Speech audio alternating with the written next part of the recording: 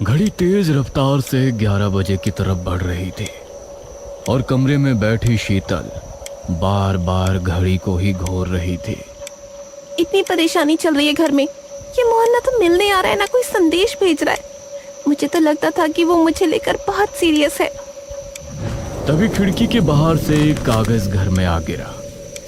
अरे लगता है उसी ने लव लेटर फेंका है।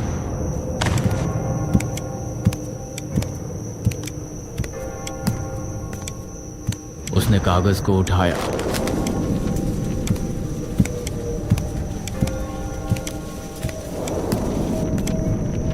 और उसे खोलकर देखा तो वो हैरान रह गई। उस कागज के अंदर एक गुलाब का फूल था, लेकिन उसके साथ एक नींबू और एक सिंदूर की डिब्बी भी थी। ये क्या है? लव लेटर की जगह ये सब? उसने कुछ सोचा और फिर नाक चढ़ाते हुए जरूर ये मोहन का ही काम है।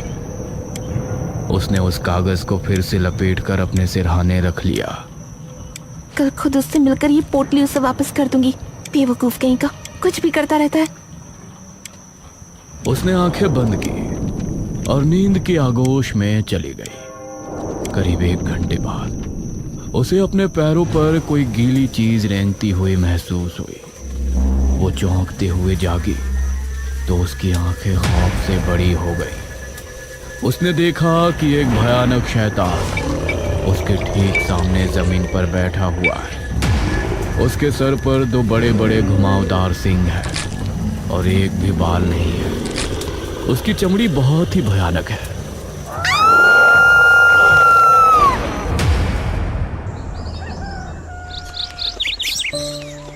कुछ दिन पहले भीमपुर गांव में मोहित अपने परिवार के साथ रहता है।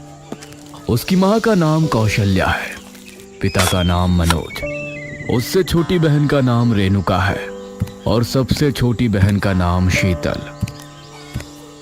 वो गांव से शहर काम करने जाता था।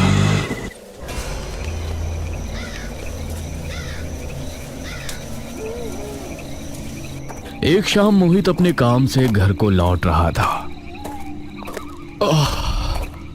आज तो बहुत काम था ऑफिस में, बहुत थकावट हो रही है। तभी उसने देखा कि एक लड़की झाड़ियों से लकड़ी बीन रही है। अरे इतनी सर्द रात में ये लड़की। वो उस लड़की के करीब गया तो उसने देखा लड़की की आंखों में आंसू है। अरे रो क्यों रही है आप? क्या परेशानी है आपको? माफ कीजिए, मैं बहुत परेशान हूँ। अगर मैंने आग का इंतजाम नहीं किया तो मेरी माँ जिंदा नहीं बचेगी। ये सुनकर अब मोहित भी उसकी मदद के लिए आगे बढ़ गया। उसने भी कुछ लकड़ियां इकट्ठा की।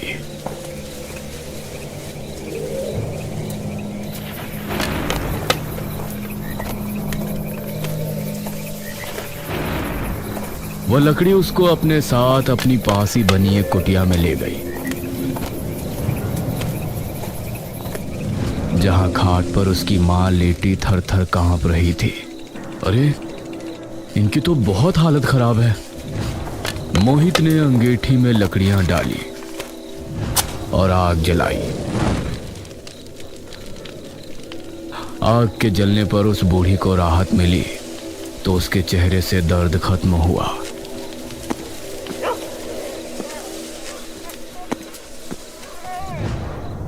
आपका बहुत बहुत शुक्रिया, आपने अपना समय निकालकर मेरी मदद की।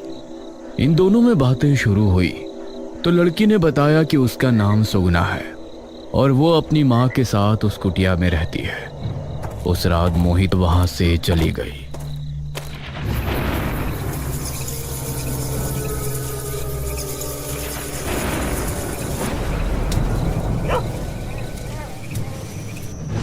घर आकर मोहित उसी के बारे में सोचने लगा। माँ, आज मेरी मुलाकात एक लड़की से हुई।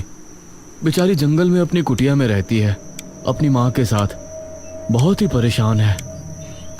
ओहो, लगता है आपका उस बेचारी पर दिल आ गया भैया। पागल है तू, ऐसा कुछ नहीं है। मोहित अब जब भी शाम को काम करके घर लौटता तो सुगना से जरूर मिलता। सुगना भी उससे अपने दुख दर्द की बातें करती। तो उसको बहुत अच्छा लगता।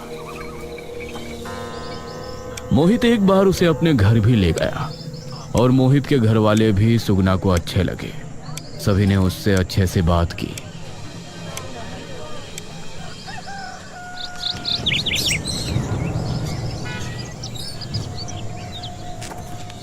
सुगना, कुछ दिनों बाद वैलेंटाइंस डे आ रहा है, उसके बारे में तुमको कुछ पता है? वैलेंटाइन क्या? अरे वैलेंटाइंस डे, प्यार का दिन। कहते हैं कि वो प्यार करने वालों के लिए एक खास दिन होता है। अगर आप किसी से प्यार करते हो तो उस दिन उसे अपने दिल की बात कह सकते हो। ये सुनकर सुगना का चेहरा लाल हो गया।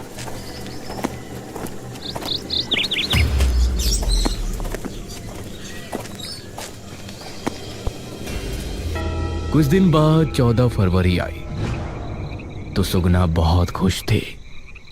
आज मोहित आएगा तो मैं आज उससे अपने दिल की बात कह दूंगी। लेकिन उस दिन मोहित उसके पास पहुंचा ही नहीं। 8 बज गए, ये मोहित कहाँ रह गए? रोजाना तो 5:30 बजे के करीब आ जाते हैं। अगर आज नहीं बोल पाई तो कभी नहीं बोल पाऊंगी। सुगना खुद ही उसके घर की तरफ चल दी। उसने अपने हाथ में एक गुलाब भी छिपाया हुआ था जिसे वो आज मोहित को देने वाली थी।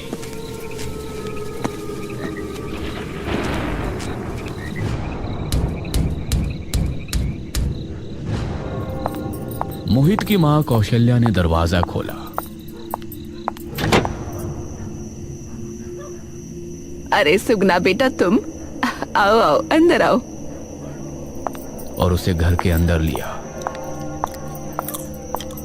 उसने पाया कि ये सभी डिनर कर रहे हैं और टेबल पर मोहित के बराबर में ही एक लड़की बैठी है।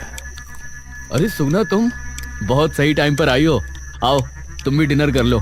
सुगना उस लड़की को देखे जा रही थी जिसके चेहरे पर मुस्कान थी।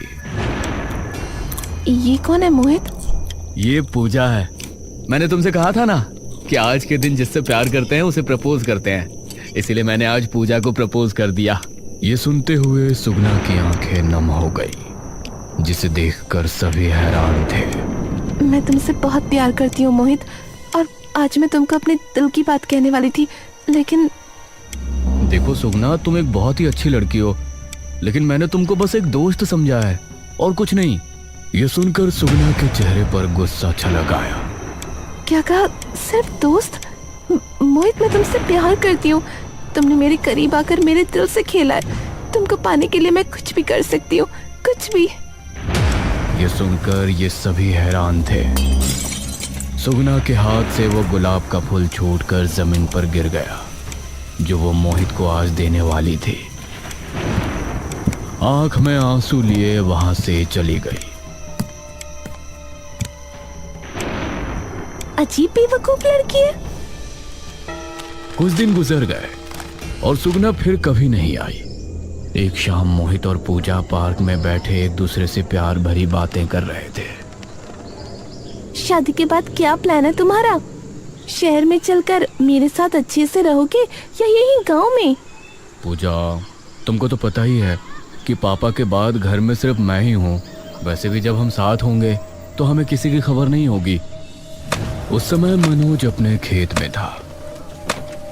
उसे अपने पैरों पर गुलाब का फूल आ गया जिसके पास ही एक नींबू और सिंदूर की डिब्बी पड़ी थी।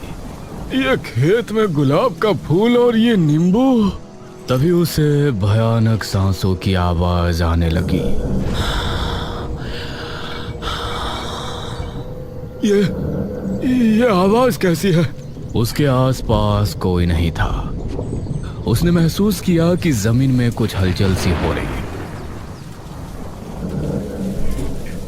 उसने कान लगाकर सुना तो वो आवाज जमीन के अंदर से ही आ रही थी। वो खड़ा हुआ और भागने को पीछे मुड़ा ही था कि जमीन से एक भयानक हाथ बाहर आया और उसने उसका पैर पकड़कर खींच लिया। हे भगवान, क्या है ये? मनोज फिर से उठा और भागने लगा। वो खेत से बाहर निकलने ही वाला था तभी खेत में लगा बिजुका उस पर गिर पड़ा। वो बिजुका को खुद से हटाने की कोशिश करने लगा, लेकिन ना जाने कैसे उसका वजन बहुत ज्यादा बढ़ गया था। तभी दो हाथ और जमीन से निकले और उन्होंने मनोज का मुंह पकड़ लिया।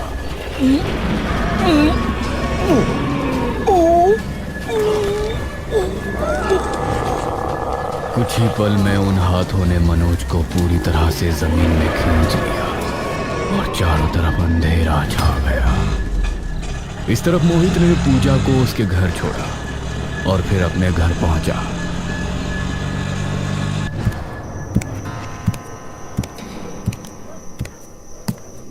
अरे मोहित, तेरे पापा अभी तक नहीं आए हैं। आज क्या हो गया इनको? अरे माँ, पापा काम कर रहे होंगे। इससे पहले भी तो वो कई बार देर से आए हैं। हाँ, ये बात भी सही है। जल्दी से खाना लगाओ भाई, मुझे तो बहुत भूख लगी है।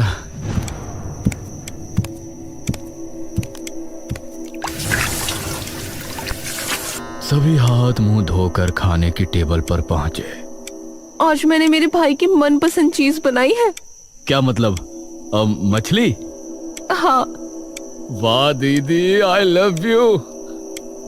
ये कहते हुए मोहित ने ढक्कन हटाया और चौंक पड़े। डिश में रखी मछली में हजारों कीड़े लगे हुए थे और उसमें दो कान खजूरे भी रेंग रहे थे। मोहित ने हाथ मारकर उस डिश को गिरा दिया। अरे, मैंने तो ताजी मछली बनाई थी, ये कीड़े कैसे पड़ गए? कहते हुए रेणुका ने दूसरी और तीसरी डिश से भी ढक्कन हटाया तो उन सभी में कीड़े और कान खजूरे रेंग रहे थे। कुछ मधुमक्खी निकली और उन सभी के आसपास मंडराने लगी। फिर सभी खिड़की से बाहर चली गई। मोहित बेटा, चल तेरे पापा को लेने चलते हैं हम, और कुछ खाने को भी ले आएंगे। मुझे तो बहुत डर लग रहा है।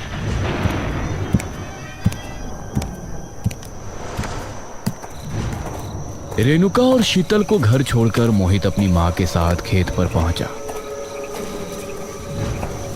लेकिन वहां मनोज कहीं नजर नहीं आया।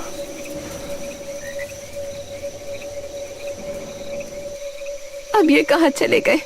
अब मोहित बेटा, अब क्या करें?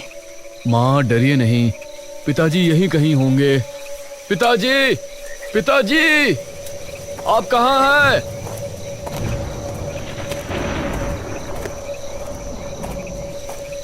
मोहित ने खेतों में घुसकर अच्छे से देखा तो अचानक उसका पैर किसी चीज से टकराया। उसने नीचे देखा तो वो हैरान रह गया, क्योंकि वो एक हाथ था जो जमीन से बाहर आ रहा था। हे भगवान! मोहित ने वहां की मिट्टी हटाई तो उसके अंदर से मनोज का शव बाहर आया।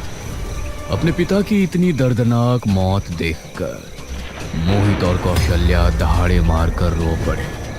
पिताजी!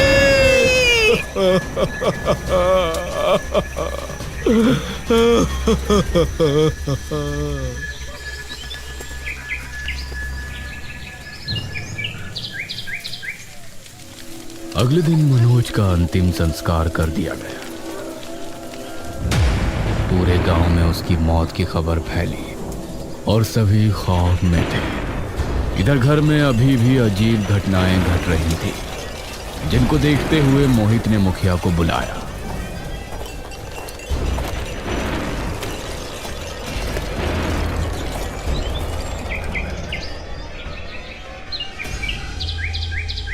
कौशल्या, तुम्हारे घर पर जरूर कोई बुरा साया है। मैं कल ही अच्छे से तांत्रिक को बुलाकर पता लगाने की कोशिश करता हूं कि तुम्हारे परिवार के साथ जो कुछ भी हो रहा है उसके पीछे वजह क्या है।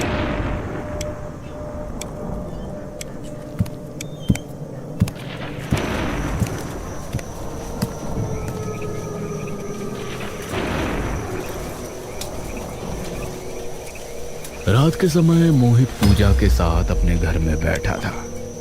इन दोनों को नींद नहीं आ रही थी। वहीं रेणुका अपनी मां के साथ उसके कमरे में थी। कौशल्या भी अपने कमरे में बैठी मनोज के फोटो को देखकर रो रही थी।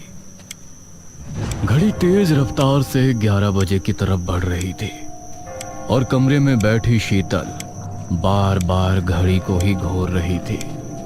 इतनी परेशानी चल रही है घर में, ये मोहन ना तो मिलने आ रहा है ना कोई संदेश भेज रहा है। मुझे तो लगता था कि वो मुझे लेकर बहुत सीरियस है। तभी खिड़की के बाहर से एक कागज घर में आ गिरा।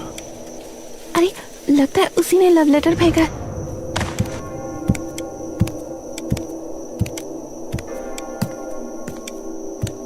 उसने कागज को उठाया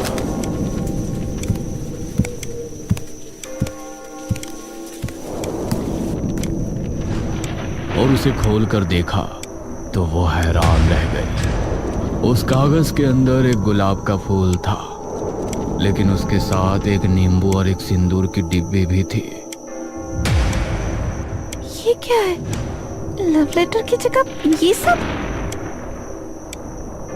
उसने कुछ सोचा और फिर नाक चढ़ाते हुए जरूर ये मोहन का ही काम है। उसने उस कागज को फिर से लपेटकर अपने सिरहाने रख लिया। कल खुद उससे मिलकर ये पोटली उसे वापस कर दूंगी। बेवकूफ कहीं का, कुछ भी करता रहता है। उसने आंखें बंद की और नींद की आगोश में चली गई। करीब 1 घंटे बाद उसे अपने पैरों पर कोई गीली चीज रेंगती हुई महसूस हुई। वो चौंकते हुए जागी तो उसकी आंखें खौफ से बड़ी हो गई। उसने देखा कि एक भयानक शैतान उसके ठीक सामने जमीन पर बैठा हुआ है। उसके सर पर 2 बड़े बड़े घुमावदार सींग हैं और एक भी बाल नहीं है। उसकी चमड़ी बहुत ही भयानक है।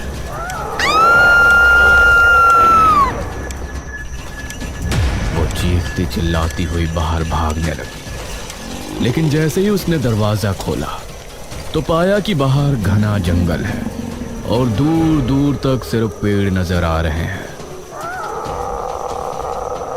मैं तो घर में थी, ये कमरा, यहाँ जंगल कैसे आ गया?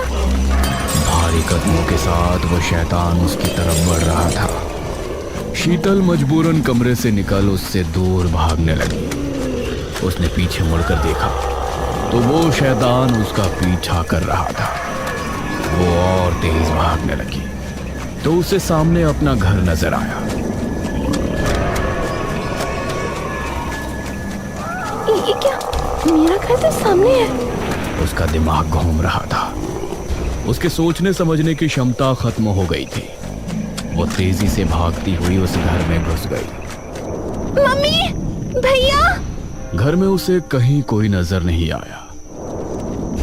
वो अपनी माँ के कमरे में गई तो उसने वहां वही शैतान को खड़ा हुआ पाया। उस शैतान के मुंह से हरा धुआं निकला जिसने उसे चारों तरफ से घेर लिया। बाकी तीनों सदस्यों को इसकी कुछ खबर नहीं थी कि शीतल के साथ क्या हो रहा है।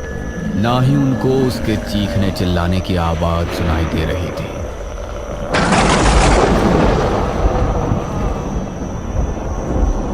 कुछ देर बाद शीतल की आंख खुली। उसके चेहरे पर कोई भाव नहीं था।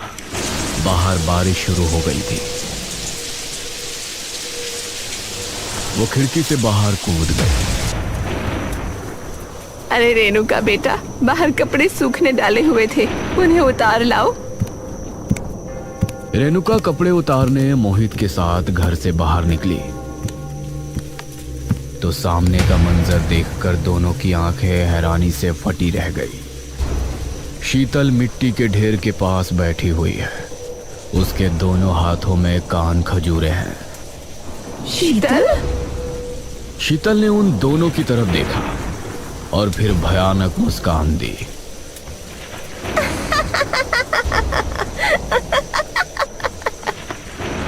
उसके बाद वो बेहोश हो गई। भैया, ये इसे हुआ क्या है? इसे उठाओ जल्दी।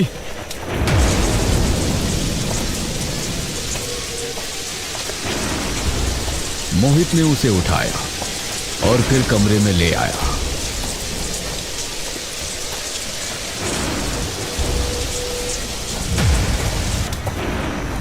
उसकी हालत देखकर कौशल्या बहुत डर गई। माँ, अब हम और देर नहीं कर सकते। मैं अभी मुखिया जी को बुलाकर लाता हूँ।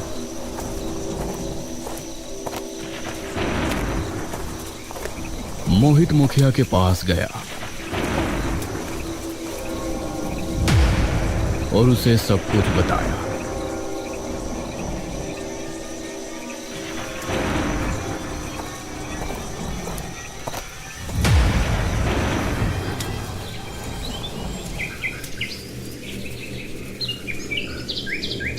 अगली सुबह मुखिया उस तांत्रिक को साथ लिए मोहित के घर पहुंचा।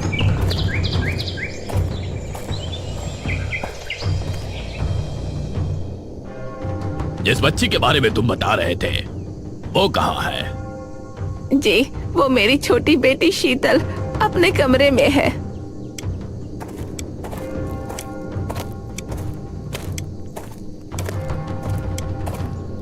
तांत्रिक कमरे में गया। उसने शीतल के माथे पर हाथ रखकर कुछ मंत्र पढ़े और उसके चेहरे पर शिकस्त दिखने लगी। हे भगवान, क्या हुआ तांत्रिक बाबा? इल्बिस, इसके ऊपर इल्बिस का साया है। ये इल्बिस कौन है? शैतान, सबसे बड़ा शैतान। इल्बिस से बड़ा कोई शैतान नहीं। अगर वो इतना बड़ा शैतान है तो इतनी बड़ी दुनिया में वो मेरे परिवार के पीछे ही क्यों पड़ा है? वो खुद से पीछे नहीं पड़ा है, किसी ने उसे लगाया है। कोई है जो तुम्हारे परिवार की खुशियों को खत्म होते देखना चाहता है। हमारा तो कोई दुश्मन भी नहीं है। तभी पूजा के मुंह से एक शब्द निकला। सुगना। सुगना? हाँ मोहित, याद है उसने क्या कहा था कि वो तुमको पाने के लिए कुछ भी कर सकती है। तुमने उसे ठुकरा दिया मेरे लिए, इसीलिए वो इसका बदला तुम्हारे परिवार को खत्म करके लेना चाहती है। वो मुझे भी खत्म कर देगी। ये कहकर पूजा की आंखों से आंसू निकलने लगे और अब मोहित को गुस्सा आ गया। नहीं, मैं किसी को कुछ नहीं होने दूंगा। बाबा कुछ बताइए, मैं मेरे परिवार को कैसे बचा सकता हूँ? तुम्हारे दुश्मन ने इल्बिस को तुम्हारे पीछे लगाया है। इसके लिए उसने गुड्डी क्रिया का इस्तेमाल किया होगा। एक गुड़िया पर तुम्हारे परिवार के नामों के साथ तंत्र मंत्र किया गया है।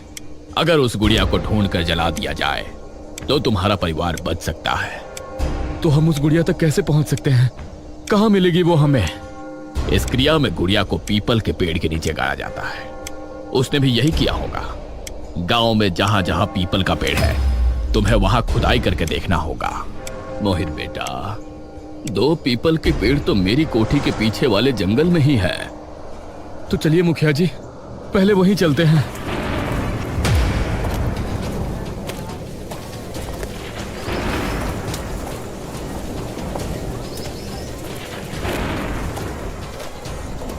मोहित पूजा, मुखिया और तांत्रिक को लेकर मुखिया के घर के पीछे वाले जंगल पहुंचा और सामने ही एक बड़ा सा पीपल का पेड़ था। इस तरफ शीतल के पास कौशल्या और रेणुका बैठे हुए थे। अचानक शीतल ने आंखें खोली। शीतल बेटा, तुम ठीक हो? शीतल के चेहरे पर कोई भाव नहीं थे, लेकिन जैसे ही कौशल्या ने उसके माथे पर हाथ रखा तो वो चीख उठी और तभी इल्बिस भी वहां आ पहुंचा। इल्बिस को सामने देखकर रेणुका और कौशल्या का दिल दहल उठा। इस तरफ दोनों ने पेड़ के नीचे खुदाई शुरू की। हे भगवान, उस गुड़िया को यही होना चाहिए। मोहित ने पेड़ के चारों ओर खुदाई की, लेकिन गुड़िया नहीं मिल रही थी। अब बस कुछ ही हिस्सा बाकी था। मोहित, मुझे नहीं लगता कि यहाँ कोई गुड़िया है। बस ये जगह और रह गई है, यहाँ मिल गई तो ठीक है। मोहित ने आखिरी हिस्से पर खुदाई की तो वहां उसे गुड़िया मिल गई। मिल गई। उसने गुड़िया को निकाल कर देखा तो आधी गुड़िया गायब थी। अरे, आधी गुड़िया तो गायब है। लगता है ये वो गुड़िया नहीं है। चलो चलकर कहीं और देखते हैं। नहीं, इसका मतलब है कि उसने जानबूझकर गुड़िया को 2 हिस्सों में दफनाया है, जिससे कि अगर उसके बारे में पता भी चल जाए तो कोई उसे ढूंढकर जला ना सके। दूसरा हिस्सा भी यही होगा। ठीक से देखो। जी बाबा। मोहित ने अब और खुदाई की तो उसको गुड़िया का बाकी हिस्सा भी मिल गया। बहुत अच्छे, अब जल्दी से घर जाओ। उसे घर के अंदर ही जलाना होगा, तभी जादू का असर खत्म होगा। अब ये सभी वापस घर की तरफ रवाना हुए। बाबा, क्या इस गुड़िया को जलाने से इब्लीस मर जाएगा? नहीं, उसे कोई नहीं मार सकता। इस गुड़िया को जला देने से इल्बिस तुम्हारे घर को छोड़ देगा, और जिसने तुम्हारे परिवार की आत्माओं का सौदा किया था वो उसकी आत्मा को मारकर अपने साथ ले जाएगा।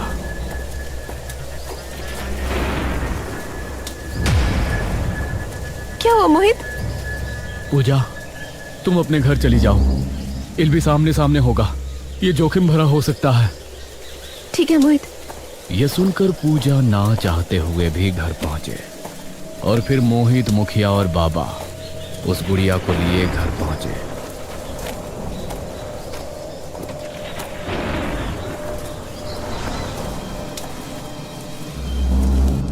इन्होंने देखा कि शीतल छत से उल्टी लटकी हुई थी। कौशल्या और रेणुका घर के एक कोने में खड़ी कांप रही थी, और इल्बिस उनकी तरफ बढ़ रहा था। रुक जा इल्बिस। ये सुनकर इल्बिस ने पलटकर बाबा की तरफ देखा।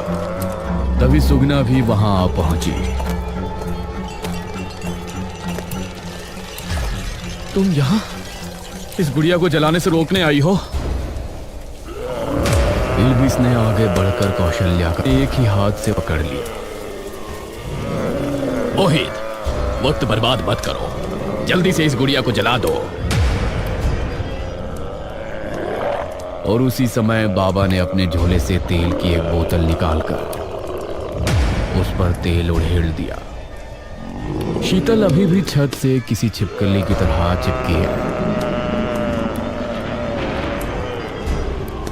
मोहित ने पॉकेट से लाइटर निकाला। धूम करके गुड़िया में आग जल गई। माँ! मोहित कौशल्या को बचाने भागा तो इल्बिस ने एक ही हाथ से उसे दूर धकेल दिया। लेकिन अगले ही पल जब गुड़िया पूरी तरह से जल गई तो इल्बिस चीख उठा।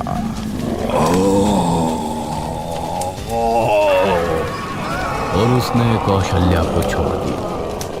तभी शीतल भी छत से नीचे पर आ गिरी। इल्बिस चीखता चिल्लाता वहां से भाग निकला। माँ, आप ठीक हो? हाँ। तभी शीतल भी एकदम ठीक हो गई। माँ। सुगना भी वहीं खड़ी मोहित को देखकर मुस्कुरा रही थी। अगर सुगना यहाँ है तो इल्बिस ने सुगना पर हमला क्यों नहीं किया? इसका मतलब है कि सुगना ने तुम्हारे घर पर जादू नहीं किया था। ये सुनकर सभी हैरान रह गए। तो फिर किसने किया? तभी सबने देखा, सामने से इल्बिस पूजा के घर से निकलकर आ रहा है। उसे देखकर मोहित की हैरानी का ठिकाना नहीं था।